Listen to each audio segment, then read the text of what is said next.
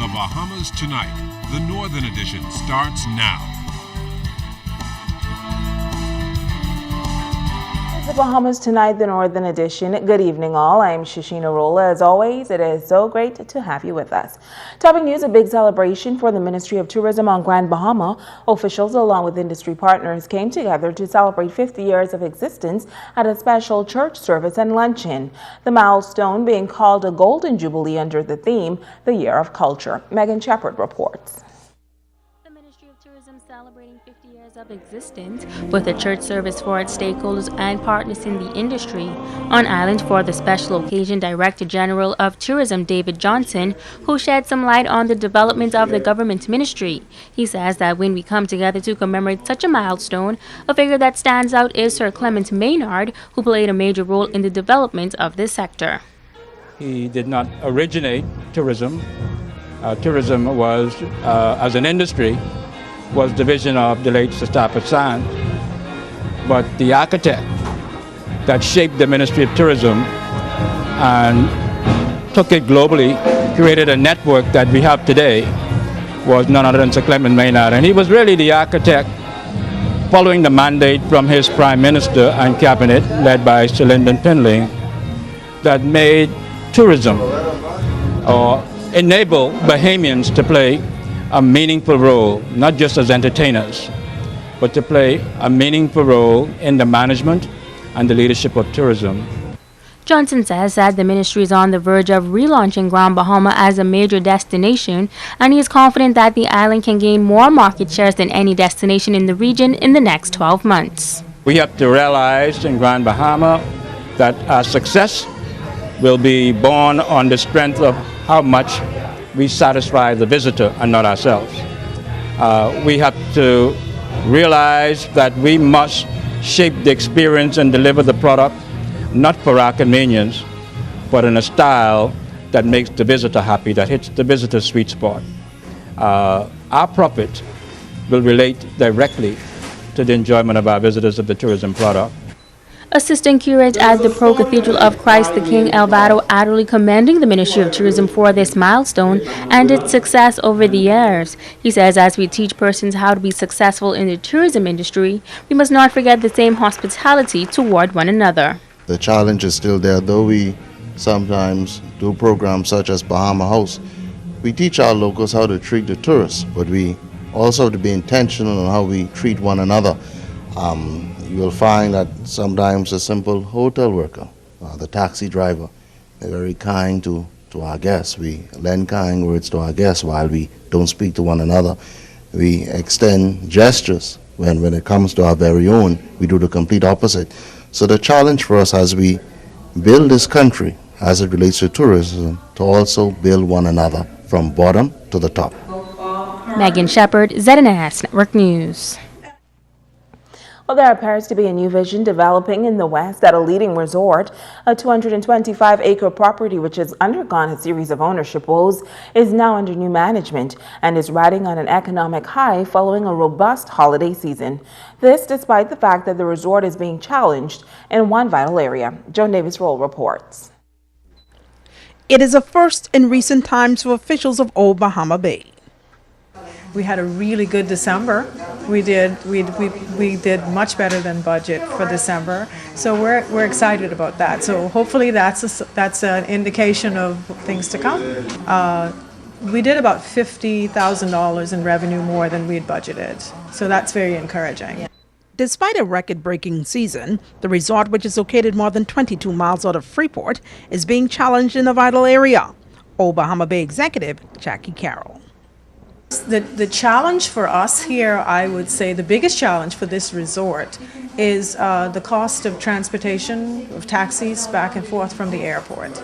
That for me is the biggest challenge. If I could say pinpoint one thing that's a negative for us is the cost of getting back and forth from the airport. I believe that we would be able to, if we could find a way to offer a less expensive way of transporting our customers back and forth, I believe that we could increase our occupancy with transient business other than the marina. Carroll noted that boating enthusiasts make up 85% of the resort's clientele. New programs, she says, have been developed to offer greater tourist satisfaction and not to mention an unforgettable vacation experience.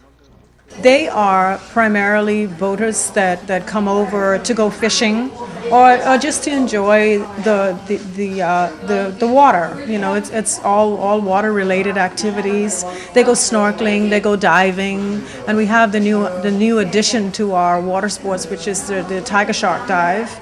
That's done by Stewart Cove, and that is becoming very popular. So that's an addition to the water activities that we offer here, and hopefully this year it's going to be even better than last year. But it really caught on. It's an extreme sport, and it's definitely a special group of people that like that kind of activity. But it's growing. Carroll says the resort has also witnessed a significant increase in business from the local Bahamian market. I would like to thank our local customers. We have seen, like I said, we've seen an increase in the amount of local people from the Freeport community who's been kind enough to come and visit us during the slow season. And we really thank them for that, and hopefully they'll continue to come and visit us. Thank you, Freeport. Joan Davis-Rolle, ZNS Network News. Operation Justice, led by activist Troy Garvey, is staging a town meeting to deal with issues of interest impacting residents on Grand Bahama. Among the panelists, noted attorney at law and former magistrate Raul Maynard. He explained to those in attendance the role of the Grand Bahama Port Authority when it comes to licensing, property ownership, and service charge. You can't do anything without a license from the Port Authority, and that's not the case at all. The Port Authority is able to license you only so long as you are on land that belongs to them. A license is a permission. They permit you to do something. But if they give you the fee simple estate in the land, they have lost the right to license you. There is, however, another aspect of the license, and the license is merely an ability to take advantage of the tax exemptions. Now, according to Maynard, the Grand Bahama Port Authority is not an authority or quasi-government. He says while Bahamians believe that the airport and harbor belongs to the Port Authority, he says such is not the case.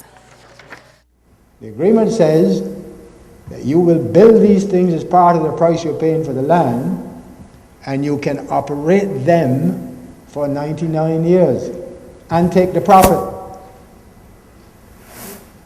And what that means to me is that at the end of 99 years, the property reverts back to its true owner, who never gave title to that. And now a clarification of a story we first aired on December 10, 2013. In our report on the discovery of the body of 65-year-old Haywood Rolle near the Holmes Rock Beach and the police investigation into an alleged illegal smuggling ring, ZNS initial report neglected to point out that the incidents may not have been related. In December 11th, ZNS News used footage from the discovery of Mr. Rolle's body in a report on human smuggling, which may have led to the impression that both matters were related. Officer in charge of the Northern Bahamas, Assistant Commissioner Emerick Seymour, confirmed for ZNS News that the ultimate discovery of Mr. Rolle's body was not connected to illegal smuggling. The official cause of death was a blood clot to the lung. ZNS News apologizes to the family of Mr. Rolle for any embarrassment that may have been created by the use of the video, which gave the impression that Mr. Rolle may have been involved. Stay with us. The Bahamas Tonight, the Northern Edition continues right after this. Bringing news that matters to you. You're watching the Bahamas Tonight, Northern Edition. Welcome back. The Royal Bahamas Police Force reporting an increase in complaints against police in 2013.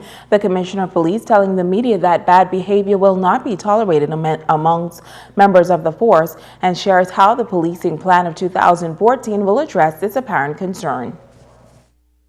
Statistics reveal that complaints by members of the public against police officers in 2013 have climbed when compared to the previous year. In speaking with the media, Commissioner of Police Ellison Greenslade says claims of assault by police officers have gone up by 5%, and then there's a 24% increase in unethical behavior. In the Commissioner's 2014 policing plan, a major plank is restoring the public's trust and confidence. We cannot be effective in serving the people of the Commonwealth of the Bahamas, visitors to our shores included, if we do not have the confidence of our people.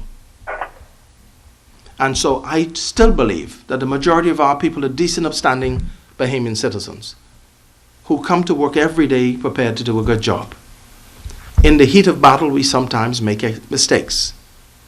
If you're on the front line and there's this interaction happening constantly, tempers are going to flare. You're bound to have a pinch point. That's understandable, both sides. But what is not acceptable is overbearing, rude, unprofessional, unethical behavior. The Commissioner makes it clear that he has no problems disciplining police officers, according to the Royal Bahamas Police Force Act of 2009. He also makes it clear that he refuses to support bad behavior. If you're not right, fix yourself. And if you can't deal with that, take the uniform off, do the respectable thing, and leave of your own volition. We won't be upset. And you know what? We create some job opportunities for some of your children who are young, interested, excited about a life, is looking forward to a good future, and would like to join and give some service, make some service contributions. Greenslade adds that every officer will be held to a certain standard on or off the job. Whether on or off duty, because of a small community where you are known, on or off duty, your behavior must always be consistent. It is no defense to say, well, I'm off duty, and so I can get drunk. I'm off duty, so I can just curse and be cavalier. That's not acceptable. It is not acceptable. Also a part of the policing plan is the efficiency of management resources, including police vehicles. It would do you well, members of the public, to remind them when they're speeding and being careless to take care of your car. When I was last in Grand Bahama, an upstanding member of the public pulled an officer over and said, look, I don't like the way you're driving my car. Take care of my car. I paid for that, and I'm going to tell Mr. Greenslade. And that officer choked up. And it's as real as that. Greenslade also took the opportunity to congratulate officers in the North on their exceptional work. However, he strongly believes that the public's trust must be restored. We brought you the story earlier this week of vandalism at the Church of God of Prophecy in Hepburn Town. Today, a 24-year-old man of that same community was hauled before the court in 8 Mile Walk on the charge of sacrilege. Benjamin Hepburn appeared before Magistrate Gwen Claude. He pled guilty to the charge and was sentenced to 1 year behind bars. The charge is related to a break-in at the church sometime between September 10th and 13th. During that break-in, items stolen were 6 brass cymbals and 2 full sets of cymbals, including the stand. Police say all items were recovered. Now, police also tell us that 2 additional suspects are expected to be charged before the court tomorrow with the break-in into the Church of God of Prophecy in Hepburn Town. And the Minister of National Security, along with top law enforcement executives on Grand Bahama last week to discuss issues relative to crime with members of the Pastors Forum. Tonight, local pastor and community activist says while he commends the minister for the initiative, he believes it could have been more effective. Megan Shepard has this story. President of the Families for Justice organization, Pastor Glenroy Bethel, says that for years they have waited for an opportunity to dialogue with the Minister of National Security and the Commissioner of Police, and finally that opportunity came at the Pastors Forum. The problem was, though, at the Pastors Forum, pastors were not given adequate time to address the issues on crime on a holistically part. It is my belief that we as pastors have a social responsibility to members of the public to address any social ills that affects our people. Bethel says that while other pastors in attendance offered good long-term solutions to youth development programs, he believes more time should have been allotted to discuss more serious criminal issues. The matters of importance should have been discussed fully which affected our families in our community. I believe if the pastors had adequate time at the pastors' forum, our contributions would have completed the Honorable Minister and the Commissioner of Police fact-finding mission to Grand Bahama. Bethel says he also believes that a representative from the Attorney General's office should have been present at the forum, as both agencies work hand in hand to combat the criminal element. He says he believes the forum would have been much more successful if they were given some additional time to discuss the issues. We are of the view that the Minister of National Security and the Commissioner of Police have a responsibility to protect its citizens and to ensure we as Bahamians live in a safe environment. If the pastors' forum held in Grand Bahama was given adequate time, then the pastors would have been able to recommend a now solution for the Commissioner of Police against accused criminals who have been caught by the police and released back into the community without being punished for their crimes. The pastors' forum discussions wrapped up after an hour. Now Bethel says his comments are not made with malicious intent. He says he wants to see a change, and he hopes another forum will come to Grand Bahama in the near future. Megan Shepard, ZNS Network News. The results are in from the Grand Bahama Christian Council election on Tuesday night, and there is a new leader of the Christian community. Pastor of Judah House of Praise, Keith Meadows, is the new president. He polled 58 votes, while his opponents, Pastor Eddie Victor, secured 39 votes, and incumbent President Bishop Arnold Pinder had 27 votes. Pastor Meadows says now that the elections are over, the council must move ahead with its agenda, which includes uniting the Christian community. With God's help and the support of the churches here in Grand Bahama, to be able to accomplish some of the goals that I believe God has placed in my heart for Grand Bahama for this particular time. And one of the things that I'm looking forward to and working very hard towards is unifying the body of Christ. And because unity is strength, and therefore it is my prayer that as the body of Christ, as we unite together, we'll be able to accomplish much. Pastor Sidney McIntosh of Revelation Faith Church was elected first vice president. He secured 92 votes, and his challenger, Bishop Cyril Curtis of the Central Church of God, polled 30 votes. Apostle Darius of Kingdom Harvest Global Ministries beat out Prophetess Quinty Sayers of Prophetic Kingdom Ministries 82-40 for the second vice president position. Pastor Meadows says he's excited about working with his team and advancing the greater work of the church. I also want to commend the outgoing president, Bishop Arnold Pinder, for everything that he would have done to bring the council to this stage. And I'm looking forward as I move forward and working closely with him during this transition period. And so it is my desire to work closely with the president of the Bahama Christian Council as we unite to deal with the vexing situation of crime. And I believe if we work together, we can accomplish much.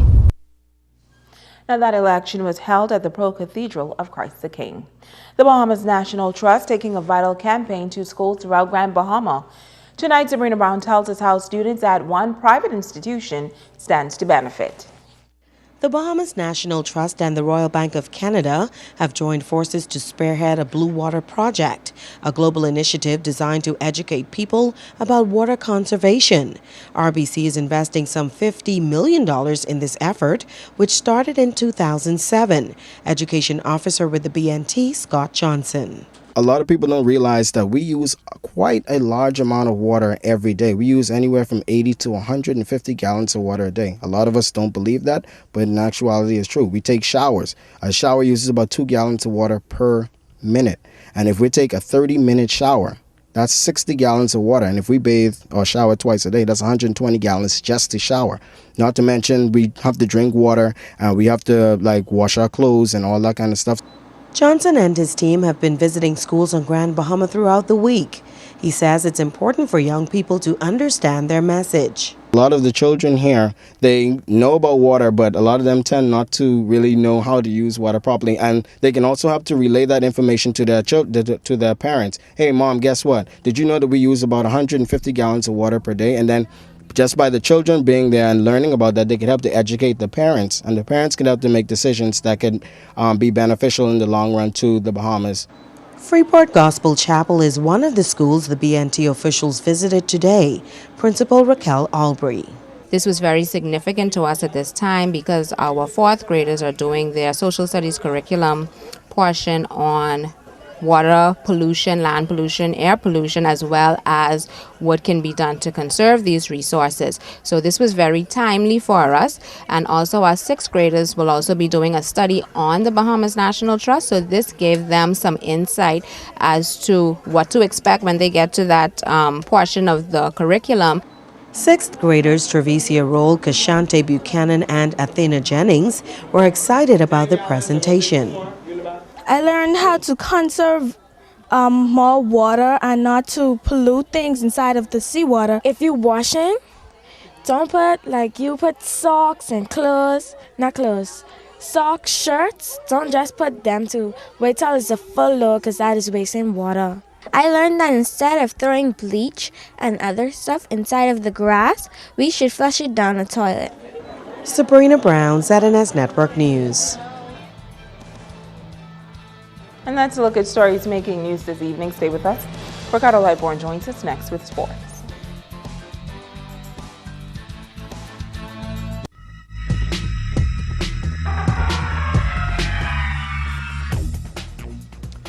Everybody, welcome to Sports. I'm Ricardo Lightbourn. This one goes out to the folks down there and Turks and Caicos with us tonight. Here we go. The game of soccer is simply all well right now. The S3 Soccer Clinic. It started yesterday. I tried to get Sheena to go out and play, but can't find no soccer boots. The fourth annual edition of the S3 Soccer Clinic is underway at the Bishop Michael Eldon Field. Olympic development coach and technical director out of Florida, Phil Rose, is back at this year's clinic, and he likes working with the young people. He says the potential is there.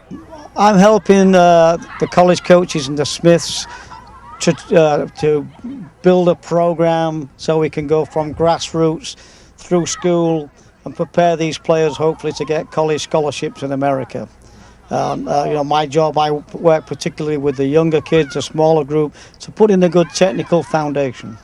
University of Arkansas at Pine Bluff coach Rohan Naheem is back and looking for potential collegiate athletes. Coach Naheem says the Grand Bahamas has a wealth of soccer talent and happy with the response to the clinic and some words of advice. They got to keep working hard, and hopefully we can have more clinics like this. And I know I've already taken 2 girls back over to America on scholarships since I've been in this program here for 4 years. So, 2 out of 3 years isn't bad. And I've already seen 2 I'm interested in. One's going to be a senior next year, and one's going to be a junior. So I'll be tracking them, for another couple of years. And the ones that are over there now are doing well academically, and they've got academic scholarships, which is the most important thing. If they've got the grades, that's what I'm looking for. Because we have more academic money than we do have soccer money for the women's programs. The technical director of the Bahamas Football Association, Trevor Rolle, worked with the girls on opening day and impressed with the talent aspect. Looking for some people with technique. We already know Bahamas have athletes. They're very athletic people. So we want to try and groom that into some better technical aspects of the game as well as tactical, which is awareness of the game. In playing, not just kicking a ball to kick a ball, but knowing where they should be running, where they should be defending, attacking, reading the game, how we can get advantages or numbers up on the other team. Coach Graham Winkworth at the University of South Alabama, Coach Phil Zayas of Johnson & Wales University, and Craig Roberts of Boston University is here at this year's clinic, and all the coaches are pretty happy with what they've seen. And the clinic is going to run through on Saturday, and also the Pure Silga LPGA tournament started today. Saw it on TV on the Golf Channel. They'll play tomorrow. Our Georgette Rolle at the bottom of the pack, but she got to play. She's going to make the cut for the weekend. Let's look at your sports.